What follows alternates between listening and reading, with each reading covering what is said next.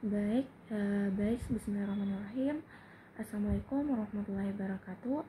Pertama-tama saya mengucapkan terima kasih kepada Bapak dosen Ramadan Tosepu, SKM MKes PhD, selaku dosen pengampu mata kuliah Curen Islam. Pertama-tama kita panjatkan puji syukur kehadirat Allah dan yang sudah memberikan kita rahmat dan kesehatan sehingga kita bisa menjalankan aktivitas kita pada siang hari ini. Sebelumnya, perkenalkan nama saya Aulia Mutmainah dengan ujung NIM 013. Di sini saya akan mempresentasikan jurnal yang berjudul Autokorelasi Spesial berdasarkan gizi tertentu capaian intervensi kasus stunting pada balita di Kota Kendari menggunakan metode Local Indicator of Spatial Autocorrelation atau LISA.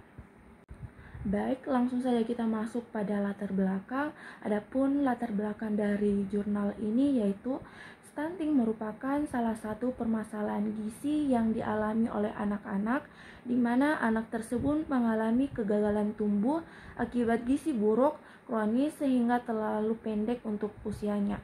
Stunting telah menjadi target prioritas baik secara global maupun di Indonesia.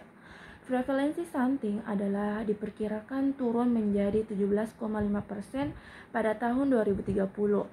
Untuk mengurangi dampak negatif stunting, pemerintah Indonesia bertujuan untuk mengurangi stunting sebesar 14% pada tahun 2024 dengan mengikuti rencana jangka menengah nasional yaitu Badan Pusat Statistik 2022.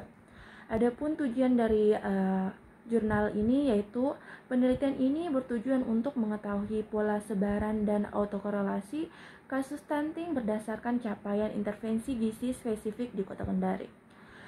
Baik, adapun metode penelitian yang digunakan, yang perlu kita ketahui bahwa penelitian ini merupakan penelitian ekologi dengan pendekatan spesial demologi dan epidemiologi berdasarkan data sekunder. Ekologis penelitian merupakan penelitian epidemiologi dengan populasi sebagai unit analisisnya dan data yang digunakan bersifat agregat, yaitu data mentah. Adapun metode penelitian yang lain, yang pertama itu analisis yang digunakan adalah analisis Local Indicator of Spatial Autokorelasi. Yang kemudian yang kedua ada penelitian ini mengambil data sekunder dari data Kendari Dinas Kesehatan berupa data agregat yaitu data mentah dari hasil laporan capaian gizi tertentu intervensi yang telah dilaporkan di tiap kecamatan Kota Kendari pada tahun 2023. Kemudian metode ketiga, teknik pengambilan sampelnya adalah total sampling atau jumlah sampel sama dengan populasi. Kemudian metode keempat yaitu analisis data yang digunakan adalah bobot spesial merupakan tahap awal dan komponen kunci dalam melakukan analisis autokorelasi spesial. Bobot spesial ini menggambarkan hubungan antara lokasi. Baik, kita masuk di bagian hasil penelitian yaitu berdasarkan hasil pemetaan sebaran sejumlah balita stunting di Kota Kendari pada tahun 2023 diperoleh 3 klasifikasi sebaran spesial di mana terdapat 2 wilayah dengan sebaran stunting yaitu lebih dari jumlah balita stunting sebanyak 78 orang, di antaranya Kendari dan Kendari Barat. Kemudian lalu ada 2 kecamatan yang mempunyai sebaran 42-78 jumlah balita stunting, antara lain Puatu dan Abeli. Sedangkan 7 daerah lainnya mempunyai sebaran terendah yaitu kurang dari 42 jumlah balita stunting. Di antaranya Kecamatan Mandonga, Kadia, Wawa, Baruga, dan Kambu. Kemudian diketahui satu lokasi kecamatan mempunyai nilai P signifikan sebesar P lebih besar dari 0,5, yaitu Kecamatan Kambu. Sedangkan 10 kecamatan lainnya tidak signifikan. Jadi dari total 11 kelurahan di Kota Kendari terdapat 1 kelurahan yang mempunyai autokorelasi spesial atau dapat mempunyai pengaruh spesial dengan kecamatan sekitar. Berdasarkan jumlah bayi usia kurang dari 6 bulan yang menerima ASI eksklusi pada kasus balita stunting di Kota Kendari. Kemudian dari total 11 kelurahan di Kota Kendari, terdapat 1 kelurahan yang mempunyai autokorelasi spesial atau dapat mempunyai pengaruh spesial dengan kecamatan sekitar berdasarkan jumlah anak usia 6-23 bulan yang menerima makanan pendamping ASI, yaitu MPASI.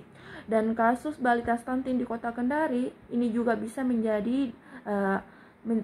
terjadi dilihat dari hasil peta klaster bahwa Kecamatan Kambu berada pada klaster terendah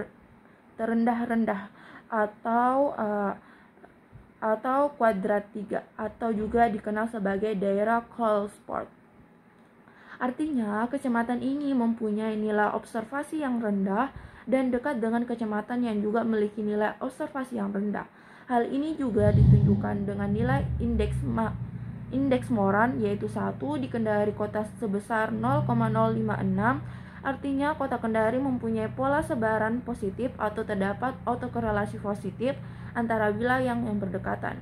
Adapun kesimpulan dari jurnal ini yaitu berdasarkan hasil uji